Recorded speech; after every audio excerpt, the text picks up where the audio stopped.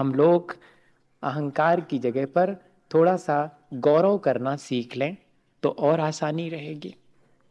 जैसे कि हमारा कुल बहुत अच्छा है, हम ऐसे कुल में पैदा हुए जहाँ रत्नत्रय की परंपरा है, धर्म के साधन हैं, तो इस बात का हम अहंकार करना चाहें तो कर सकते हैं और इसका गौरव करना चाहें तो गौरव कर सकते हैं। इतना ही आराम से कर सकते हैं, इसमें तो कोई दिक्कत नहीं। हमारी जाति बहुत ऊंची है, हम दूसरे का तिरस्कार ना करें कि तुम्हारी जाति नीची है, हमारी ऊंची है, इस बात का गौरव करें और भावना भाएं कि हमको ऐसा ही कुल, ऐसी ही जाति जिसमें कि धर्म ध्यान होता रहे, हमेशा मिलती रहे। इसमें क्या दिक्कत है? जैसे कि हमारा बहुत सुंदर हमें रूप मिला हो तो हम दूसरे की कुरूपता का तिरस्कार ना करें और अपने उस सुंदर रूप का अहंकार ना करें, बल्कि ये विचार करें कि मैंने कोई पहले अच्छा कर्म किया होगा जिससे कि मुझे सुंदर रूप मिला है, मुझे ऐसे ही अच्छे कर्म करते रहना चाहिए और दूसरे को भी प्रेरणा दें कि आपको भी अच्छे कर्म करना चाहिए। ये तो बहुत बाहरी रूप है, आप अपने को सुंदर भीतर से बना लेंगे। ए अत्त निश्चय गदो समो सवत सुंदरो लोए, बंद कहा ये अत्ते विषम वादनी होदी। यहां पर जो आत्मा का वास्तविक स्वरूप प्राप्त कर ले वही तीनों लोकों में सबसे सुंदर हैं, और बाकी तो जितने भी संयोग हमें प्राप्त हुए हैं वे सब विषमवाद कराने वाले हैं। ये बाहर का रूप जो है वो भला और बुरा मेरे अपने अंतरंग के परिणामों की वजह से होता है और कोई इसमें कारण नहीं। मैं अच्छे परिणाम रखूं तो मेरा रूप कुरूप भी हो तब भी सुंदर ही मालूम पड़ेगा, और किसी का सुंदर रूप भी हो और परिणाम खोटे हों तो उसका वो रूप भी व्यर्थ है। ऐसा विचार करके अपने उस रूप का अभिमान ना करके हम गौरव कर सकते। हमारे पास अगर ज्ञान है तो उस ज्ञान से अपने जीवन में लाभ लेकर के और दूसरे को भी उस ज्ञान को देकर के अत्यंत विनय पूर्वक और अपने जीवन को जिया जा सकता है, और या फिर अपने ज्ञान से दूसरे को अज्ञानी साबित किया जा सकता है। वर्तमान में अपन को थोड़ा सा ज्ञान हो जाता है तो सोचते हैं अरे इनको क्या ज्ञान है, ये क्या जाने, नहीं मैं ही सब कुछ जानता हूं। ऐसा भाव ना आकर के मैं भी जानता हूं और इस जानने से दूसरे को मेरे से क्या लाभ मिल सकता है, मेरे जीवन को क्या लाभ मिल सकता है, इतना विचार करें तो ऐसा भी कर सकते हैं। हम ऐश्वर्यवान हैं, धनवान हैं अगर, तो हम निरंतर इस बात का गौरव महसूस करें अहंकार की जगह, क्योंकि ये सब चीजें अपने रोजमर्रा के देखने में आती हैं। कोई व्यक्ति सुंदर है तो क्या करे वो, कोई व्यक्ति के पास धन धन पैसा है तो क्या करे वो, फेंक के आ जाए क्या? नहीं, बस सिर्फ इतना ही कि उस धन पैसे का मैं सदुपयोग करूं, उसका अहंकार ना करूं, और ये एक दिन नष्ट हो जाएगा। इससे पहले मैं अपने जीवन को ऊंचा उठा लूं, इसके माध्यम से मेरा पतन ना हो, इस धन पैसे के माध्यम से। इतना ही, कहीं ऐसा ना हो कि इस धन पैसे से मैं अपने परिणामों को बिगाड़ करके अपना अहित कर लूं। इतना ही अगर ध्यान रहे तो वो ऐश्वर्य भी हमारे लिए ऊंचा उठा सकता। और सबसे बड़ा ऐश्वर्य तो अनंत चतुष्टय का है, वो प्राप्त करना है, उसी में गौरव है। उच्च कुल तो तीर्थंकरों का है, ऊंची जाति तो तीर्थंकरों की है। अगर ऐसा हम गौरव करना चाहें कि मैं तो उस कुल का और उस जाति का हूं जिसमें कि बड़े बड़े तीर्थंकर हुए हैं, तो ऐसा गौरव करने में कोई हर्जा नहीं। मैं तो उस केवल ज्ञान को की सामर्थ्य को अपने भीतर लिए बैठा हूं, ये तो बहुत छोटा सा शैव सम ज्ञान है, मेरा तो केवल ज्ञान स्वभाव है। अगर उस ज्ञान को ऐसे कर लेवें तो हमारे जीवन में ये सारी चीजें आसानी से हम परिवर्तित कर सकते हैं। आखिरी में इतनी ही बात समझनी है कि अपने जीवन में इस अहंकार को धीरे धीरे घटाना है और विनय को धीरे धीरे लाना है। विनय आती कैसे है भैया? बहुत आसान तरीका है, धर्म और धर्मात्मा का सम्मान और प्रशंसा करना शुरू कर देना। दिन भर में जितने अवसर मिले उसमें दूसरे के गुणों की प्रशंसा शुरू कर दें। मन ही मन करना, उससे उसके सामने नहीं करना, नहीं तो वो गड़बड़ा जाएगा, उसका गड़बड़ हो जाएगी। हाँ, मन ही मन। क्यों, इसमें क्या दिक्कत है? देखो कितने बढ़िया गुण हैं, अपने मन में ही विचार कर रहे हैं, दुनिया भर की और मिथ्या बातें तो नहीं आएंगी कम से कम।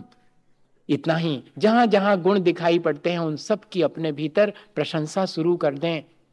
दूसरे नंबर भगवान के गुणगान करें, भगवान से प्रार्थना करें कि हमारे भीतर भी ऐसे ही गुण आना शुरू हो जाएं। विनयवान होने के लिए या अहंकार से बचने के लिए सबसे अच्छी है भगवान की प्रार्थना। और तीसरी चीज, जिंदगी भर में जितने उपकार दूसरों ने किए हैं, दिन भर में उनको एक बार जरूर रिकॉल करना। किस किस ने मेरे, अगर जिंदगी भर के नहीं तो कम से कम दिन भर के ही सही, चलो आज किसने मेरे ऊपर क्या उपकार करा। आज देखो ये बाजोटा मेरे लिए व्यवस्थित लगा दिया, ये पाटा लगा दिया, तभी तो मैं यहाँ आकर के धर्म ध्यान कर सका। ये ठीक चल रहा है, ये जिन्होंने पेंडाल लगाया, अरे वाह, इस सब मेरे लिए धर्म ध्यान में सहयोगी बना, इतना उपकार। ऐसा विचार करने पर कृतज्ञता आ जाएगी। ये अपने अहंकार को हटाने, अपने जीवन जीने में कितने लोगों का हाथ है। अपन तो ये सोचते हैं कि हम कितने लोगों के जीवन जीने में हमारा हाथ है, बस इसको थोड़ा परिवर्तित करना है, मेरे अपने जीवन जीने में कितने लोगों का हाथ है। ऐसा विचार आ जावे तो भीतर मन कृतज्ञता से भर जाएगा। और आखिरी बात, दूसरे की गलतियां ना देख करके अपनी गलती देखने का स्वभाव धीरे धीरे बनाएं तो अहंकार कम हो जाए। To err is the human, to confess is the divine. मनुष्य गलतियां करेगा, ये स्वाभाविक है, लेकिन उन गलतियों को वो स्वीकार कर लेवे तो वो देवता के बराबर हो जाएगा।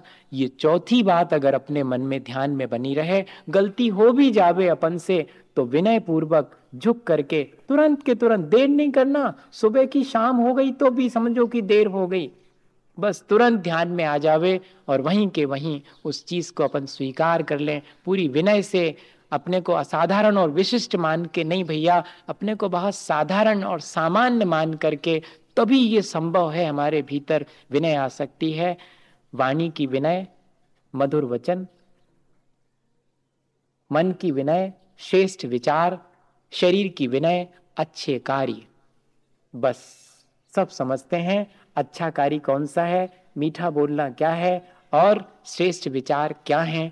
ये अगर हमारे अंदर बढ़ते चले जाएं तब तो हम आसानी से उस मार्दव धर्म को या कि मृदुता और कोमलता को प्राप्त कर सकते हैं। क्या हुआ, एक राजा साहब जा रहे थे, उनकी सवारी जा रही थी और पेड़ के बहुत पेड़ लगे हुए थे, आम के पेड़ थे बढ़िया बढ़िया, उनके नीचे से उनकी सवारी निकल रही थी। उतने में क्या हुआ कि एक पत्थर आकर के उनके सिर से टकराया।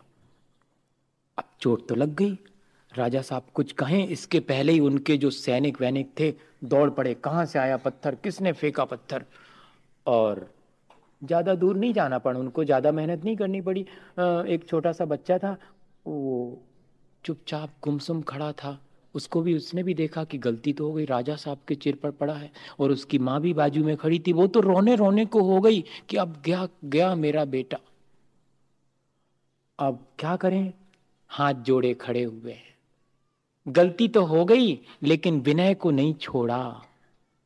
विनयवान का ज्ञान और आचरण श्रेष्ठ है, विनयहीन का ज्ञान और आचरण मिथ्या है। जो अपने गुरु के प्रति विनम्र नहीं है, उसका सारा कुछ आचरण और उसका सारा चारित्र ऊसर भूमि में बोए हुए बीज के समान है, ऐसा लिखा हुआ है। उनकी विनय बनी रही, हाथ जोड़ लिए कि मेरे बेटे की गलती है, उसने पत्थर फेंका था, राजा के पास ले चलो। ले गए राजा के पास। राजा ने कहा बेटे तुमने पत्थर फेंका था? हाँ फेंका था। क्या मुझे मारने के लिए फेंका था? ना, आपके मारने के लिए नहीं फेंका था। तो क्यों फेंका था?